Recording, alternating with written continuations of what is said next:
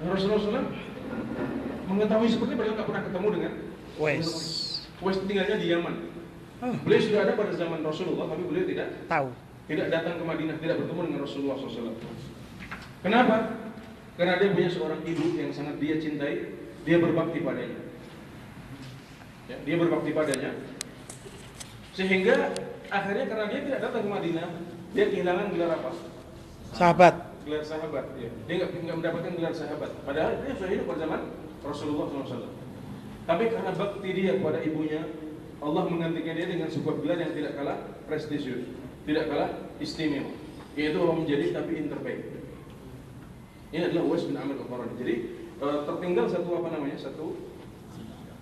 lingkaran dirham di pusar dia.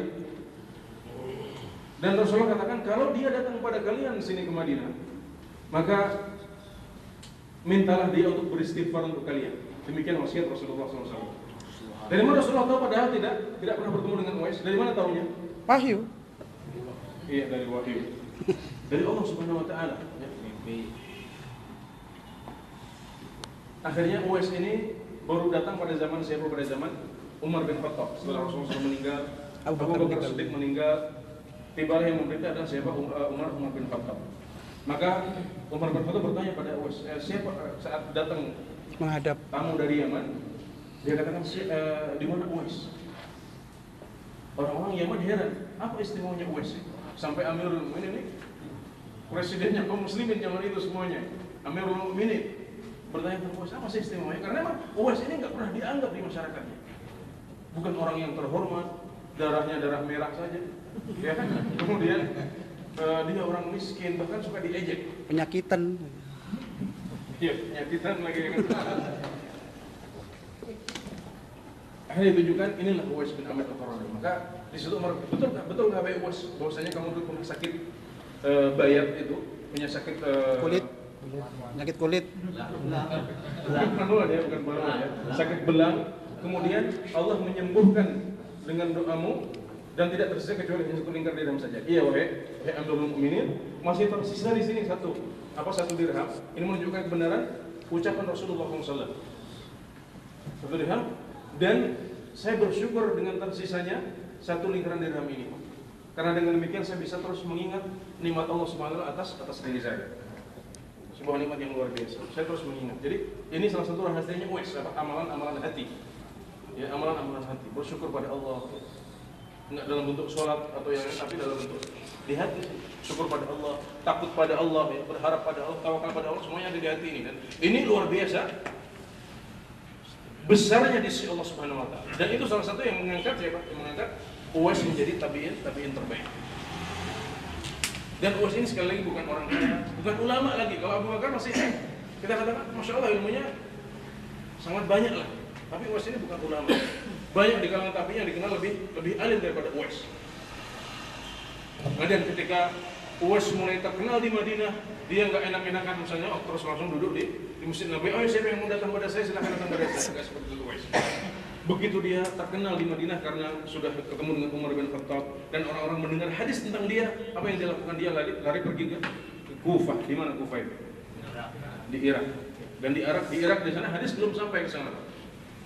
Jadi orang nggak tahu siapa Uwais ini. Akhirnya apa? Dia disebutkan Uwais ini pernah sering tidak keluar rumah. Kenapa? Karena bajunya yang satu-satunya atau dua-duanya dicuri oleh orang-orang, dipermainkan. Artinya dia nggak dianggap, dipandang sebelah mata orang ini. Padahal dia adalah orang yang paling mulia atau salah satu orang yang paling mulia di atas muka bumi pada saat itu.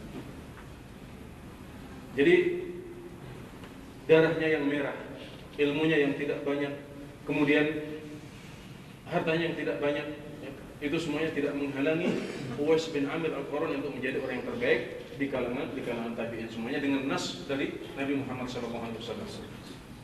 Jadi ikhwan sekalian, inti dari pengajian kita ini adalah bahwasanya tidak ada halangan untuk menjadi orang yang paling mulia atau menjadi orang yang mulia di sisi Allah Subhanahu wa taala. Siapapun kita, apapun warna darah kita, apapun derajat kemampuan ekonomi kita, apapun tingkat pendidikan kita, itu semuanya tidak pernah menghalangi kita tidak bisa menghalangi kita untuk menjadi mulia di sisi Allah Subhanahu wa taala. Asal kita berusaha untuk memperbanyak takwa kita, memperkuat takwa kita pada Allah Subhanahu wa taala. Membersihkan hati kita dari kotoran-kotoran dan berusaha beramal sesuai dengan tuntunan Nabi Muhammad SAW sebanyak mungkin.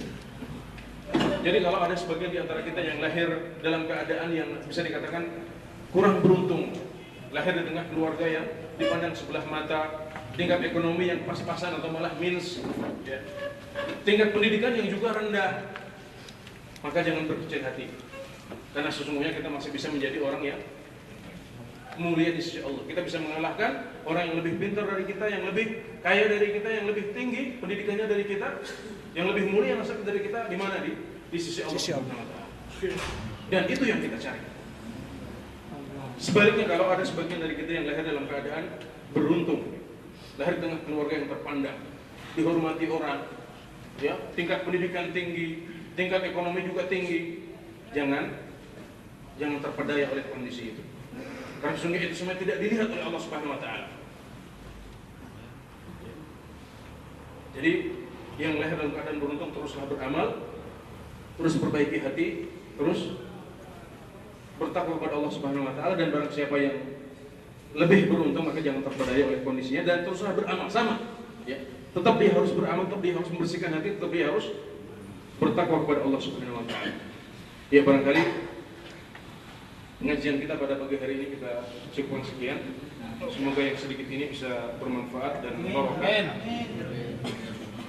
Dan apa yang baik dari apa yang telah saya sampaikan itu semuanya dari Allah Subhanahu wa taala dengan taufik darinya.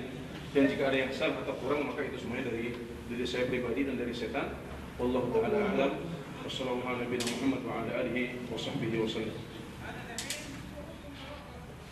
Syukran wa jazakallahu khairan kepada Ustaz Anas atas nasihat-nasihat mulianya yang telah disampaikan kepada kita semua.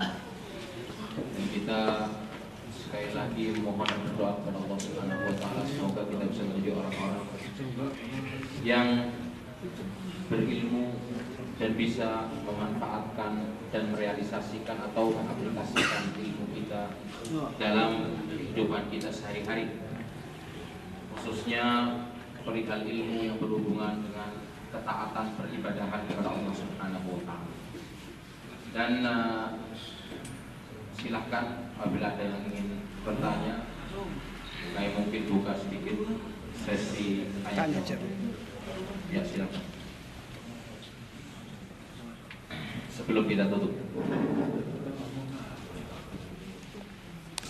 Dan insya Allah jam 2 siang kita sudah siap untuk berangkat kembali ke kota perantauan kita. Ini perantauan kedua ya. Perantauan tetap kita yaitu kota Jeddah. Ya, silakan Pak Ali. Berdiri aja.